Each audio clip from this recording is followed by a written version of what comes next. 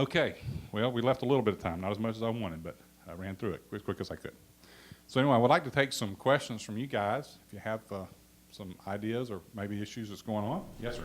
Just yesterday, I was out in our field in Palomar RC Flyers.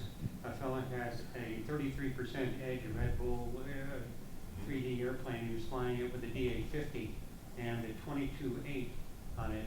And he used a carbon fiber muffler. The thing was quieter. And it also had a tune pipe, yeah. And it was quieter than our four-stroke engine. I congratulated him. I said, James, that is fantastic.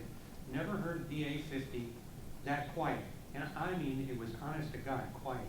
And it was about 89 dB at 25 feet, which is not bad. Right. Yeah, that's great. I mean, we have technologies. He probably spent a few dollars to do that. But just going to three-bladed props and some certain things that you can do, you reduce the tip speed, which reduces the noise. You know, we found that prop noise is one of our biggest issues, and you can reduce that, you know, pretty easily with just a prop change, and you can still have the performance that you need. So, yeah, that's great. The giant scale guys have been beat up pretty bad on noise. Maybe sometimes it's justified, but sometimes I don't think that it is. Our typical 40 size, 60 size sport models are pretty noisy, to be honest with you, and it's that high pitched whine that kind of makes you tilt your head, and it kind of gets you sometimes. Whereas the giant scale stuff, the average person, if you think about it, sounds like a lawnmower. It might be a loud lawnmower, but it's a lawnmower, and they're kind of used to hearing that in the neighborhood. But you hear an OS 40 screaming pretty high, it's like, what is that? It's an angry bee or something. What is that? So that kind of, it doesn't necessarily have to be one specific type, but noise is a big problem that we need to address. And I congratulate him, just like you did, for taking the time and the effort to make sure that when he went out and flew, that people wouldn't see him as a problem, but see him as enjoying what he likes to do, having fun, and he's also thinking about his impact, minimizing. That's great. Yes, sir. I know that with us, the Red Barons in District 10, where we fly, is the overflow parking lot of an outdoor amphitheater. So there's concert venues there.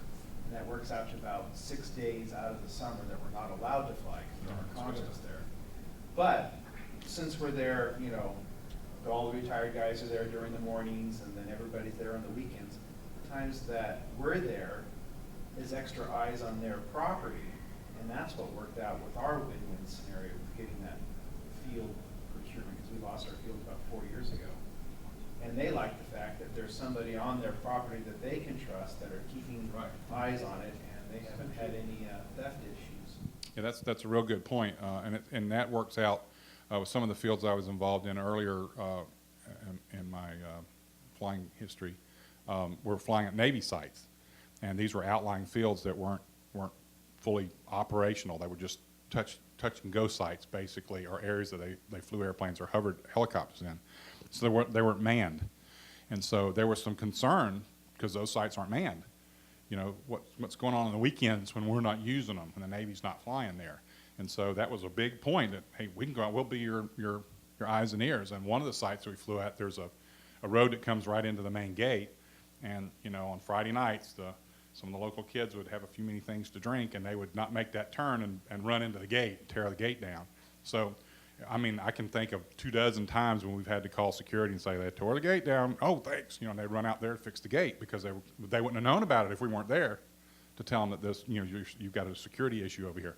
So those are very valid points, and you might be able to pick up areas, and this was military, that yours was private. You could find areas where you're dealing with maybe a large corporation like a power company that might have a lot of facilities available. And so one of the things you can do for them is you can be there when they're not there on the weekends, and you can help guard that, or at least provide some sort of security for them. So that's a really good point. Absolutely. Yes, sir. I'm Jeff Maxwell. I'm the Vice President of the Channel Islands Condors in Camarillo, California. We're at a site that was originally owned by the Parks Department. Originally it was federal land, and they were going to build a prison, and the local residents decided they hated that idea, so they created a park out of it. The Parks Department ran it for about 35 years, and now they've taken the mental institution there at Camarillo. It's now the California Channel Islands University. Okay. So now we're under the auspices of the university, and so we're going through a ownership change, those types of things, and we don't have a lease with them. anybody available, are you available, or others from the AMA to act as a liaison as well? I can do that, and I'll be glad to provide you with some guidance. In a lot of those cases, we find that the best way that I can help you is to provide you with what expertise I have on how to develop a way to contact them and talk to them and what to say. And many times, even the club that I was dealing with in Jacksonville, they had some issues where you had to go, actually ended up speaking in front of the county commissioners. But they really didn't care for me to be in there too much because I'm an outsider. Sure. They want to hear from the local people, the guys who vote. That's really kind of where it goes down to. And the people that it impacts. And so they want to hear, they want to hear from you. Why do you want to do this? Oh, well, I have a passion for it. This is important to me, and this is what we do, and this is what our club does. And we've had this great relationship with these people in the past, and we want to continue that. That's the story they want to hear. So what I want to do is help you to be able to present that story the best way you can. And so I can help you do that. And that's, if I can do anything else to help that, I will. But I think in the best situation that we've had is to help to train you or show you how to best approach them. And people ask me that a lot, and I think it's a valid question, but it really didn't hit me until I spoke to the Jacksonville club about that, and that they really kind of treat, it's okay to speak from a professional point of view. This is our organization, this is how we do things. But they kind of say, well, okay, that's the organization. We don't want to hear. What do you think? You're the guy that lives there. What's the deal with you? So that's kind of where we want to hit that. And I think you can be very, very successful with that. And your past history is really what's going to sell that for you. That's great. Thank you. Yes, sir. Tony, I'm Dave Murray with the Orange Coast Radio Control Club. We deal with the Great Park, and we've thought about bringing in the AMA and helping us with that, but it works better if we say the AMA is behind us, but we're the ones that say it. Yeah. I mean, Right. that really works. Yeah, it does. It does. And like I said, there may be points in time where you do need to get something. Dave Matheson has written several letters on, as president of AMA, this is what we do. In that particular case, that might be a really good thing to do, where you're hearing it from the national organization that we're backing you and we'll provide whatever support we can provide for you. But the pleas that they want to hear is from the local people. Oh, yeah. And that really plays to what they want to hear, because you're the one that has the impact. But here again, that's what we want to do. We want to provide you that resource and help you to see that, well, maybe we just need to develop a little more passion in how you do that and to get your point I'd across. also like to know if you guys have a list of the waste management sites or EPA sites that are available.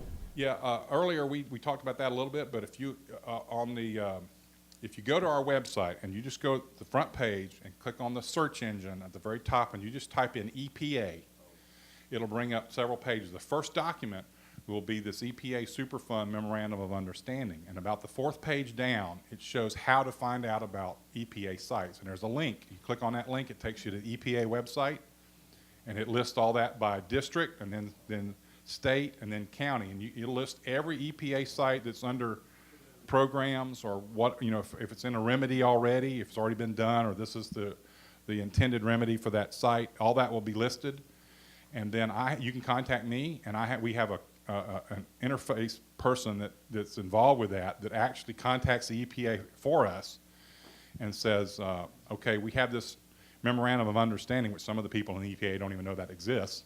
So first that we let them know that, yeah, that's a big thing that we do, and the site that you have, we want to find out what the remedy is and is it compatible with model airplane use. And so they figure all that out ahead of time, then they'll come back to me and say, yeah, Tony, this site looks like it's really good and it's compatible with model airplane use, and here's the person in charge, that site that you need to talk to, which could be an EPA person, it might be a county commissioner, it might be a park manager, or whatever it is. And we'll have a person then that you can contact. And we'll give you that information and say, yeah, this is who you need to talk to.